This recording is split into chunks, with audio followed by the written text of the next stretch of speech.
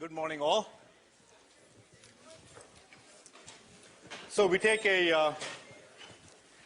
another big step forward today, and get onto a new plane of understanding, if you will.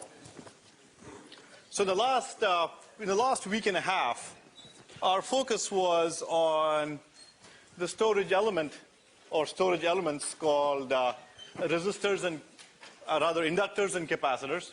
And resistors, or rather capacitors, stored charge, and inductors essentially stored energy in the field, the magnetic flux, and the state variable for an inductor was the current, while that for a capacitor was the capacitor voltage.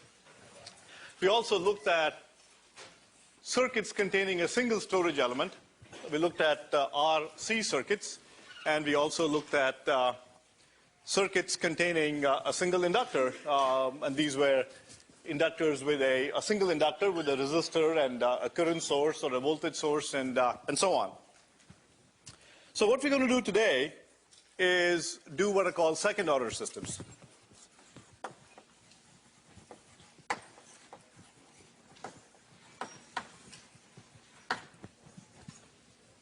So they are on the next plane now, and with these second order systems, they are characterized by circuits containing two independent storage elements. It could be an inductor and a capacitor, or two independent capacitors. And you'll see towards the end what I mean by two independent capacitors. So if I have two capacitors in parallel, they can be represented as a single equivalent capacitor, so that doesn't count. Okay, so it has to be two independent energy storage elements, and resistors and voltage sources and so on. And what we end up getting is what is called second order dynamics. Okay, and much as first order circuits were represented using first order differential equations, this kind you end up getting second order differential equations. So before we go into this, I'd like to start motivating this and give you one example of why this is important to study. Okay, there are many, many examples, but I'll give you one. So what I'd like to do is draw your attention to our good old inverter driving a second inverter, the same circuit that we use to motivate RC studies. Okay, one inverter driving another. Okay, so let me draw the circuit.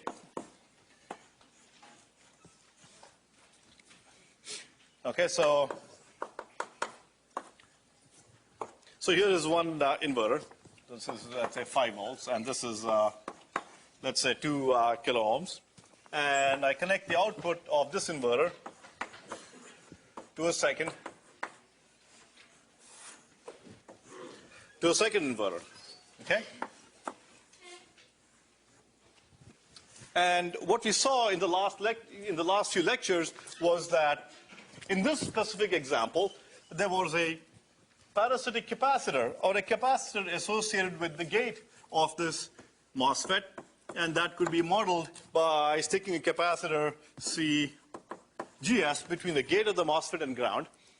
And we saw that the waveforms here, if I had some kind of a step here, let's say, for example, a step that went from high to low, then out here I would have a transition that instead of going up rapidly like this, would transition a little bit more slowly. And this transition was characterized by an RC time constant, and this is what gave rise to a delay in the eventual output.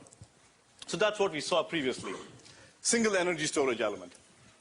Today what we're going to do is we're going to look at the same circuit. Okay?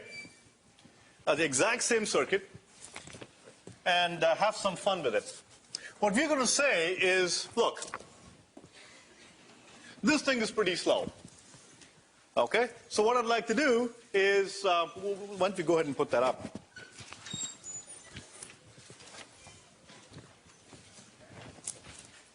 Okay, so what we're going to see is that the yellow waveform is the waveform at the input here. Okay? And this, the green waveform here is the waveform at this intermediate node.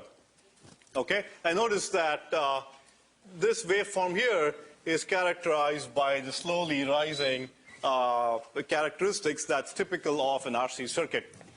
There's some other weirdnesses and so on going on here, like a little bump and stuff like that. You can ignore all of that for now. It happens because of certain other very subtle circuit effects that you won't be dealing with in called Miller effects and so on, that you won't be dealing with in 6002. So focus then on this part here. It's pretty slow. And because of that slow rising, okay, I get a very slow transition and I get some delay in my inverter. So you say, aha, we've learned about this in 6002. I can make it go faster. Okay, so how can you make the circuit go faster? What would you do? So this is rising very slowly. How can you make it go faster? Anybody? What are your multiple choices, actually? What are your choices here? Pardon? Decrease the time constant. And how would you decrease the time constant?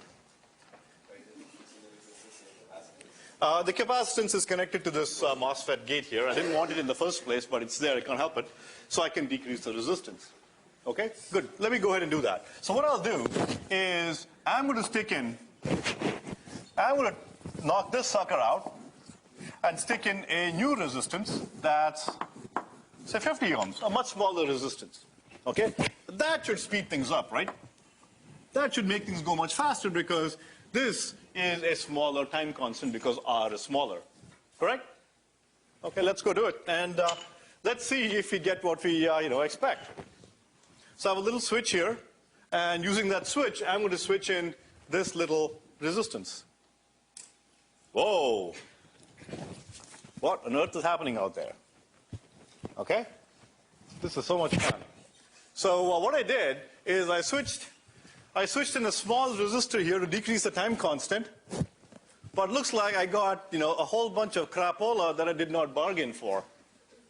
Okay, so this is certainly very fast. It goes up really fast. Okay, but I just can't, I'm not sure where it's going though. Okay, let's stare at that a little while longer. Let me expand the time scale for you. Okay, look at this. It's a nice little smooth thing going up. I get something that looks like this. It looks like it's something like a sinusoid. Okay, it looks sinusoidal, but then it's a sinusoid that kind of gives up and kind of gets tired and kind of goes away, right? Zzz, it kind of dies out. I mean, so nothing that you've learned so far has prepared you for this. Okay, and trust me, when I first got into, did some circuit designs myself a long, long time ago, I got nailed by that. I looked at my circuit, and what ended up happening was I was noticing these sharp lines at all my transitions. Okay, when I looked at my scope, I expected to see nice little square waves, but I saw these nasty spikes sitting out there. And then when I stared at it more carefully, those spikes are really sinusoids that seem to kind of get tired and kind of go away. So those are nasty, those are real, and they happen all the time. Okay? And what we'll do today is try to get into that and understand why that's the case. We'll understand how to design that away. And that's a real problem, by the way. And the reason that's a real problem is the following. Okay, look at this. Look down here. So because this intermediate voltage is meandering all over the countryside here, at this particular point, the intermediate voltage dips quite low. And because it dips quite low, look at the output. The output has a bump here.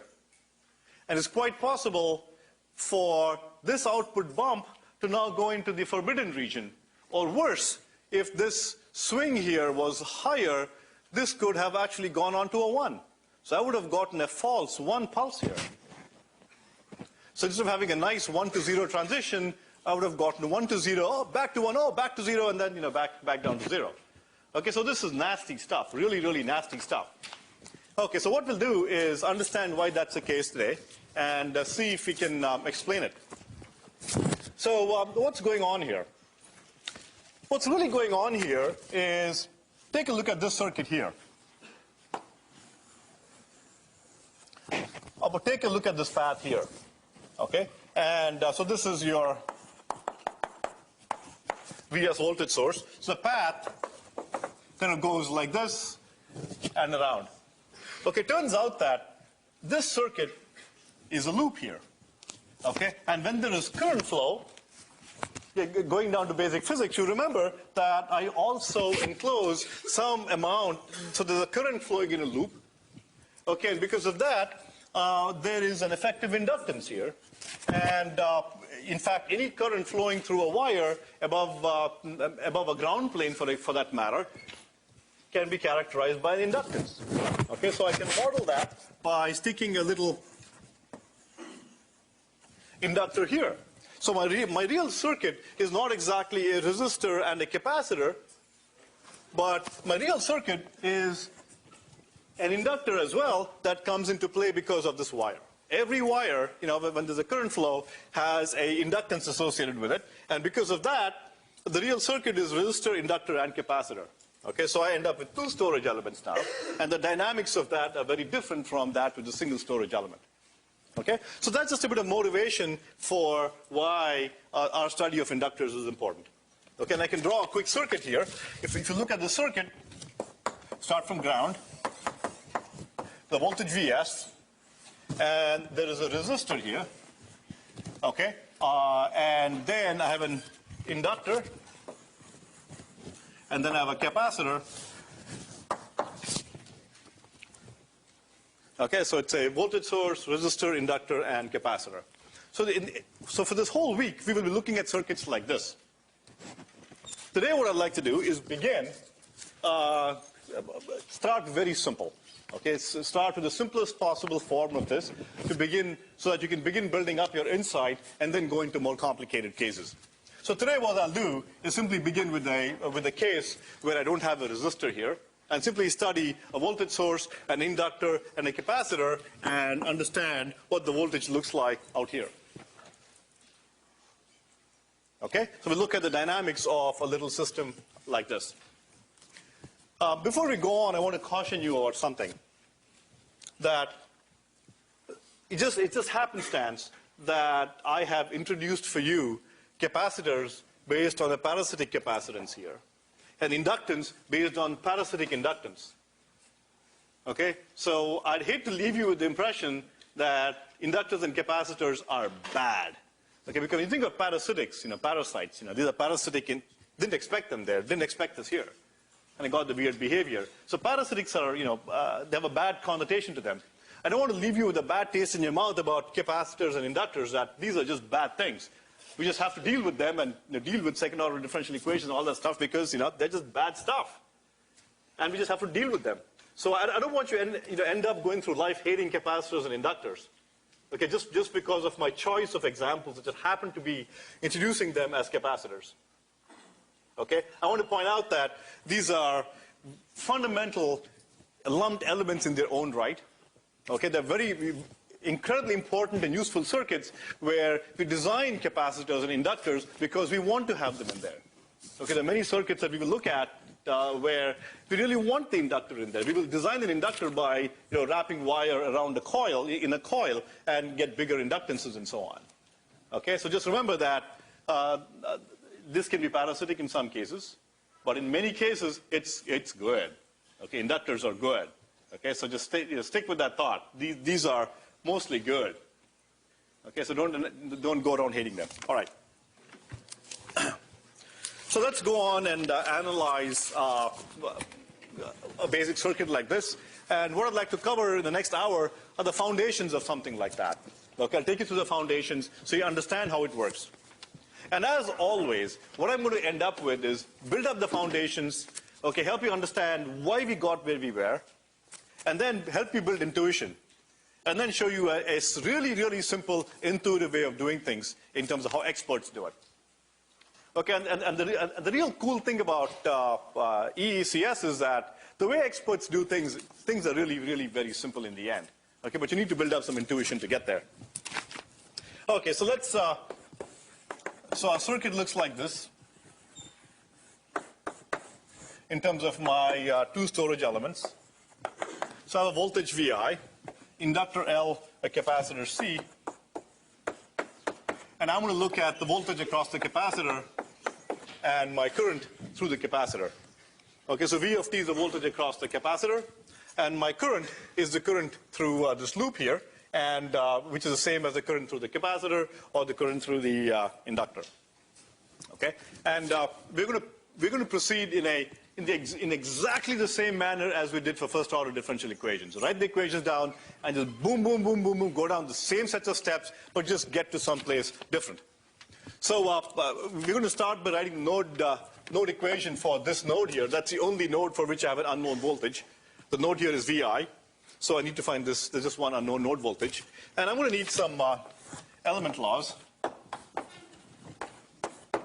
So for the capacitor, I know the IV relation is given by, the I for the capacitor is C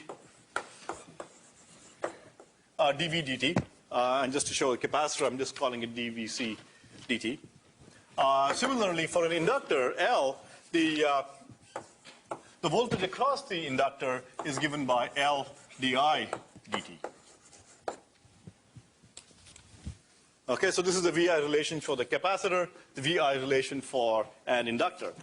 It also suits us to write this in an integral form.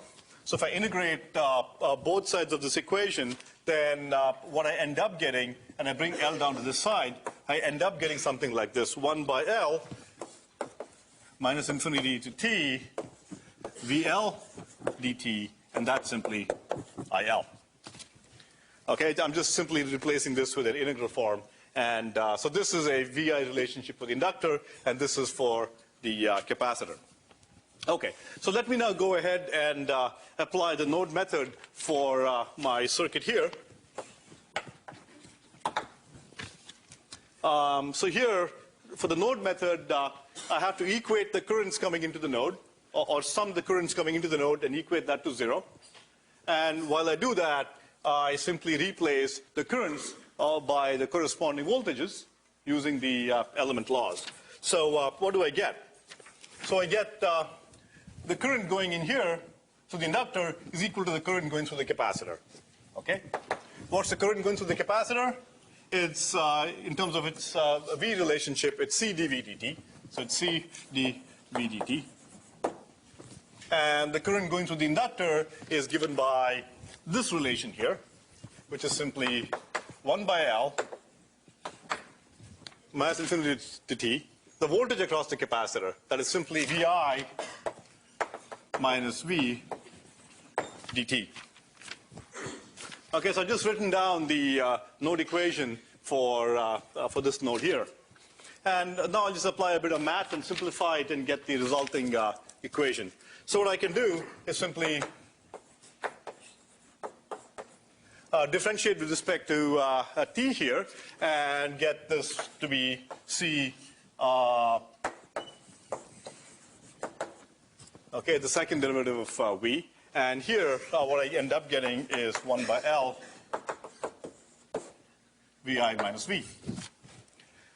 Okay? So I just differentiated the whole thing by d by dt here. And then I just shuffle, I bring, rather I move L up here. I bring d squared V by dt squared out here. And then I get a minus V here. And that will be equal to, I'm sorry. Let me leave this here, bring the minus V to this side so it becomes a plus, and leave VI on this side. Okay? So I end up getting LC d squared V by dt squared. I bring L up here. And then I take V to the other side, plus V, and leave VI here. So I get VI. The second order differential equation that governs the characteristics of the voltage V. So much as the voltage across the capacitor was a state variable in our RC circuits, or the current through the inductor was a state variable in our RL circuits, out here, both the current through the inductor and the voltage through the capacitor, voltage across the capacitor are my two state variables. Okay, and so here I have a second order equation in my voltage V. So again, going through the foundations here, I'm now going to go through a bunch of math. So up to here, it was circuit analysis, and now I'm just going to do math. Okay, for the next 3 or 4 blackboards, just math. You can solve this second order differential equation any which way you want. Okay, but just to keep things as simple as possible, in 6002, I solved all the differential equations. It turns out we're fortunate enough we can do that using the exact same method again and again and again. Okay, the same thing can be applied. And the method that we use to solve it is the method of homogeneous and particular solutions. So as the first step, we're going to find the particular solution, Vp. Second step, we find the homogeneous solution, VH. As the third step, we are going to find the total solution as the sum of the V is simply the particular plus the homogeneous solution, and then solve for constants based on the initial conditions and the applied voltage. So let's write down initial conditions. So let's assume for simplicity that my initial conditions are simply the voltage across the capacitor is 0 to begin, and the current through my inductor is also 0 as I begin life. Now, this is what is called zero state. V and I are both 0, and so the response of my circuit, okay, for some input is going to be called ZSR. You probably heard this term used in one of your recitations. So zero state response simply says, I start with my circuit at rest and look at how it behaves for some given input. Okay, so that it's a little term that you may end up using. My input next. I'm going to use the following input. So Vi of t is going to be a step. It's going to look like this. So my input is that at time t equals 0, okay, V is going from 0 to some voltage Vi and then stay at that voltage. Okay, it's going to be a step. Kaboom. Okay, and you can see why I'm going with this set of variables, because I want to make the situation as close as possible to the funny behavior we observed there. Remember, we had a step, and because of the step, we had some behavior at that node. Okay, so I'll try to bring you as close to that. And in tomorrow's lecture, I'm going to close the loop around that and derive for you exactly the behavior we saw on the scope. Okay? And to get there, I'm going to try to be as close as possible to the constants and other parameters in the demo. So Vi is a step, and zero state, just in terms of notation, this kind of a step input occurs pretty frequently. And we just have a special notation for it. So we simply call it Vi is the final value here, and we call it U of t. So Vi U of t simply represents a step at time t equal to 0, where the steps from 0 volts to Vi. Okay, that's just a little more notation. That may come in handy at some point.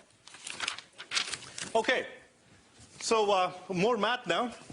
3 steps: particular solution, homogeneous solution, total solution, constants. Okay, it's almost like a mantra here, like a chorus. Homogeneous solution we compute using a 4-step method.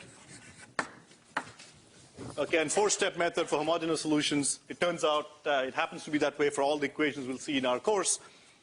The first step would be assume a solution of the form A e raised to st, exactly as with RCs. You close your eyes and do exactly what you did for RCs, you'll get to where you want to be. So you assume a solution of the form A e to the st, obtain the characteristic, substitute that into your homogeneous equation, obtain the characteristic equation, solve for the roots, and then write down your homogeneous solution. Okay? Same set of steps again and again and again till you get bored to tears. Okay. So particular solution.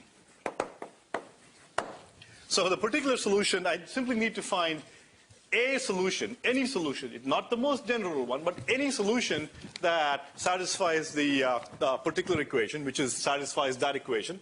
So LC d squared Vp dt squared plus Vp equals Vi.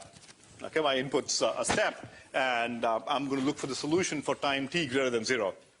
Notice that for time t less than or equal to 0, Vi or V is going to be 0. Okay, so I'm looking for a solution greater than t equals 0. So here, if I substitute Vp equals Vi,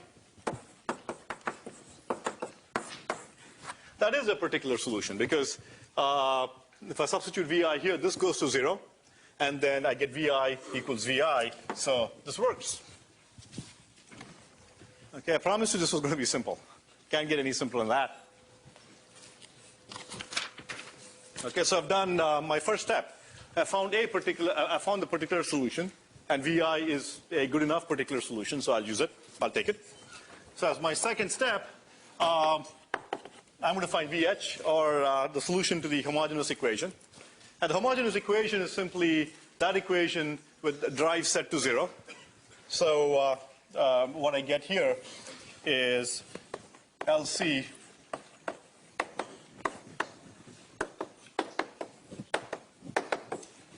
so that is my homogeneous equation. I simply set the drive to be 0. And to find the solution here, I go through my 4-step method. And again, in 6002,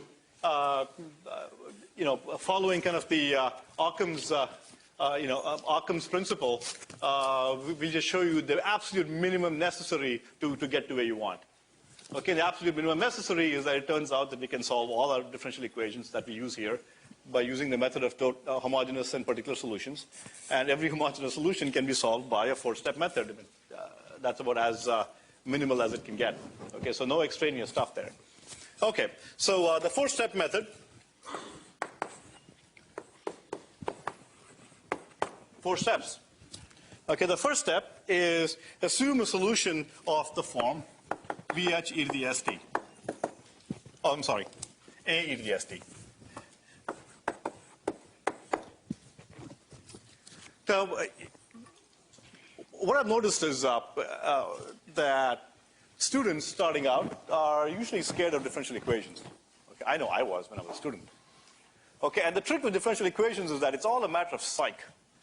Okay, just because you see some squigglies and squirglies and a bunch of math and so on, you say, oh, that must be hard. But differential equations are actually the simplest thing there is because in a large majority of cases, the way you solve them is you assume you know the answer. Okay, someone tells you the answer. Okay, and then all you're left to do is, shove the answer into the form of the equation and find out the constants that makes it the answer. Okay, so it's just a matter of psych. Psych yourselves that this stuff is easy. Okay, because I'm telling you what the solution is. Okay, all you have to do is substitute and verify. I mean, and when you think of differential equations that way, or a large majority of them, it really is very simple if you can just get past the squigglies here.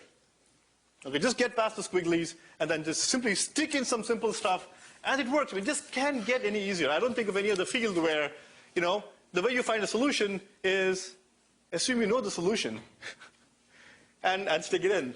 It's never made any sense to me, but that's how it is.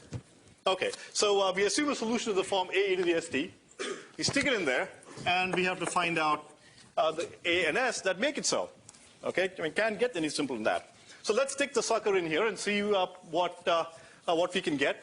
So substituting A e to the st here, I get LC A and second derivative, so it's S squared e to the st. Okay, and A e to the st for this one here, and that equals 0.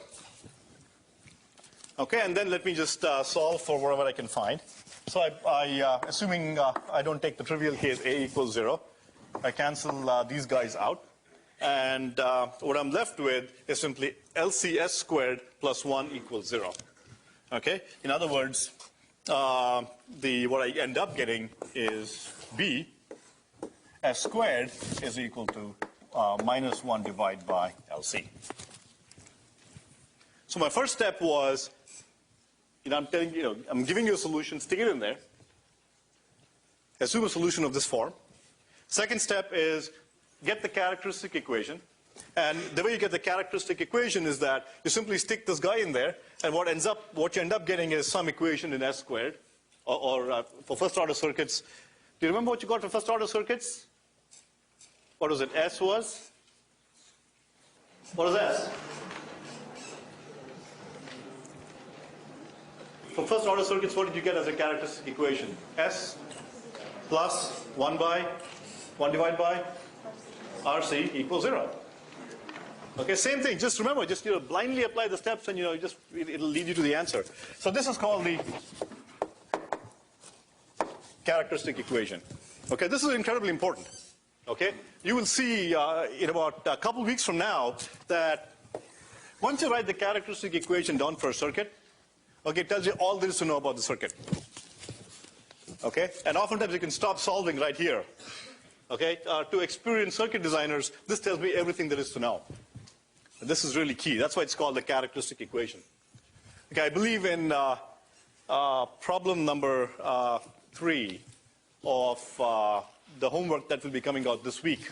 That's exactly what you're going to do. We're going to give you a circuit, ask you to get to the characteristic equation quickly, and then from there intuit the solution.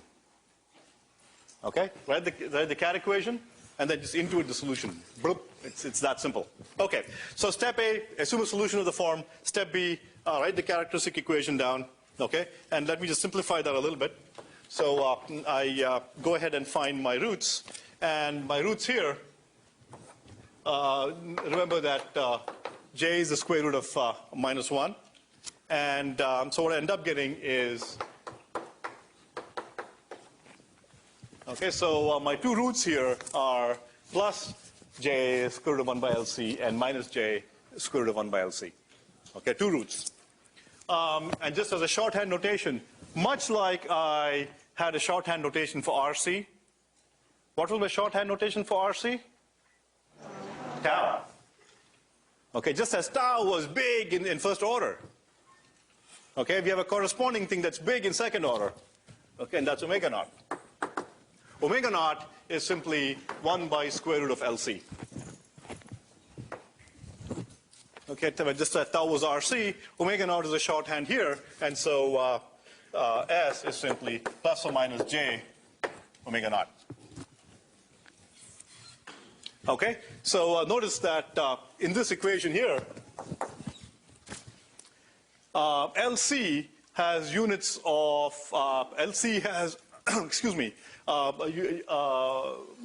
if you take the square root of LC there, that has units of time. So 1 divided by that has units of frequency. Okay, so notice that this guy is a frequency in radians. Okay, so I end up getting my roots of the homogeneous equation, and that's my third step. And as my fourth step, I simply write down the homogeneous solution as substituting S with its roots and writing the most general possible form of the solution, and that would be A1 e to the j omega naught t plus A2 e to the minus j omega naught t. Done. Okay? Some constant times the solution plus some other constant times the other solution. Okay? Plus j omega naught. Remember, it comes from here, a to the st. I assume the solution of this form. So my solution in this most general case would be S being j omega naught in one case, minus j omega naught in the other case, and I sum the two to get the most general solution. Okay, so blasting ahead, I now have my homogeneous solution, and as my third step of solution to differential equations, I write down the total solution. V is simply VH plus, let me just do it this way, particular plus the homogeneous solutions, and VI was my particular solution, and A1 e to the j omega naught t plus A2 e to the minus j omega naught t is my complete solution. Okay. So the final step, write down the total solution and find the constants from the initial conditions. So to find the constants from the initial conditions, let's start with My voltage is 0 to begin with. So this equation governs the characteristics of V. So I need to find the initial conditions. So first of all, I know that V of 0 equals 0. So from there, I substitute t equal to 0. And so this goes to 1, this goes to 1. I end up getting 0 equals Vi plus A1 plus A2. That's my first expression. And then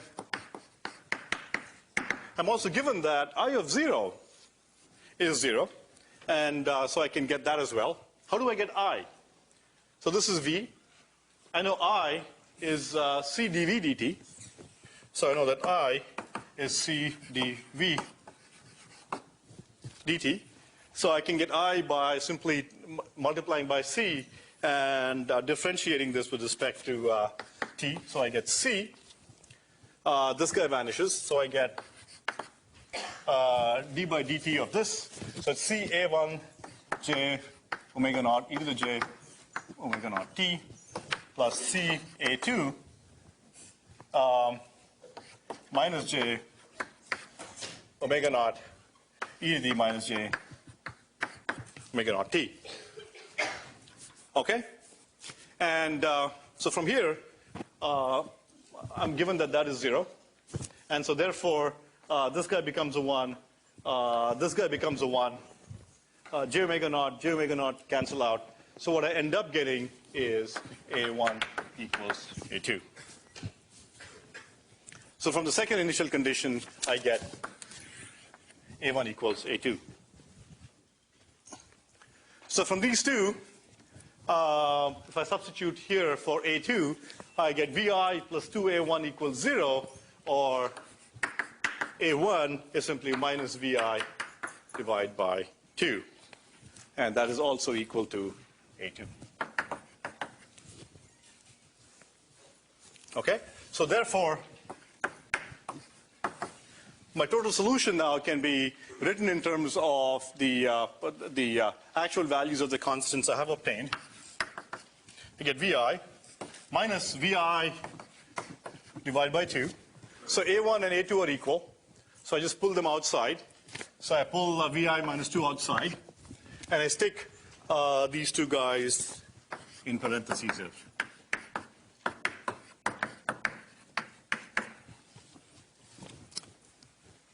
Okay?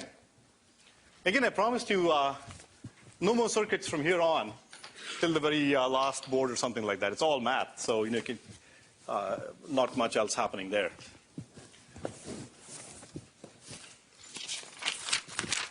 Okay? More math.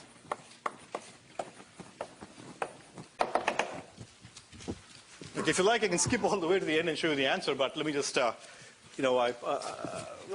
just love to write equations on the board, right? So let me just go through that. So I'm going to simplify this a little further here.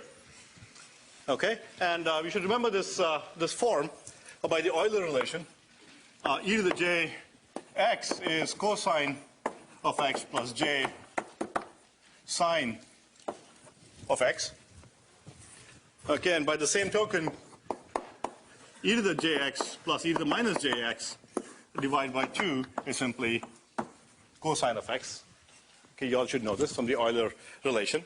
And so by using this guy here, e to the jx minus plus e to the minus jx is 2 cosine of x.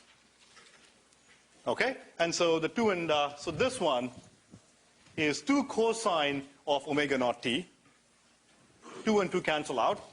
And what I'm left with is V of t is Vi minus Vi cosine of omega naught t. And the current is C dV dt, which is simply C times Vi sine omega naught t.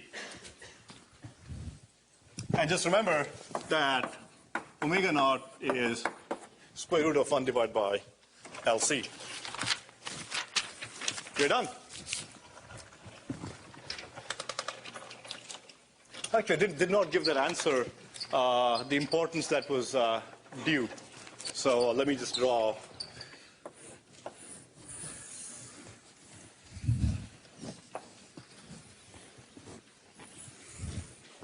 There, that's better.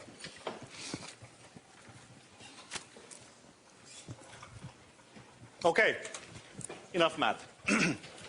So let me just, in a nutshell, what did we do? We wrote the node method, did some very simple circuits to write down the equation governing that circuit. And then we grunched through a bunch of math, not a whole lot here, it's pretty simple, and ended up with a relation that says the voltage across the capacitor for a step input, assuming zero state, is a constant VI minus VI cosine omega t. So notice that even though I have a step input, the circuit dynamics are such that I get a cosine in there. Like you can begin to see where these cosines are coming from now. They're coming here. And if you recall the example I showed you earlier of the inverter circuit, remember it was a cosine that decayed, that was sort of losing energy and kind of dying out? So you can see where the cosines are coming from. And just to draw you a little sketch here, let me draw V and I for you. And let me plot omega t. So pi by 2, pi, and so on.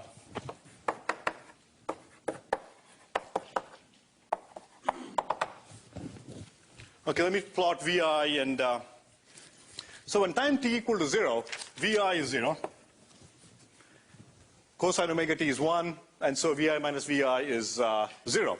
So that is simply a cosine of, it starts out at 0 here, and at pi, okay, at pi, I get cosine omega t is minus 1. Okay, so I get plus VI on the other side, so end up at plus 2 VI. Okay, so at this point, the voltage is here, and notice that this guy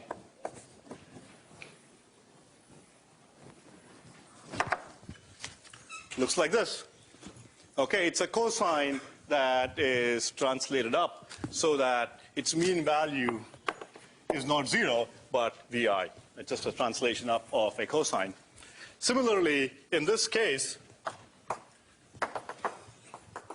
for the current, it's a sinusoidal characteristic, and it looks like something like this, where the peak is given by CVI. Oh, I messed up.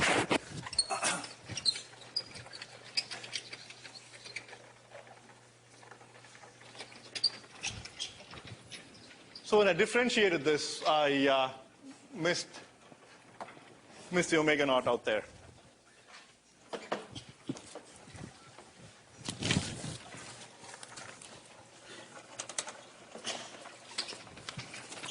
Okay, so what I'd like to do now, so this is the form of the output for a step input. What I'd like to do next is show you a demo. But before I show you a demo, I always found it strange that, I have a step input and then I have two little elements. How can I get a sign coming out of the output? Okay, I always like to get some intuition as to why do things behave the way they are.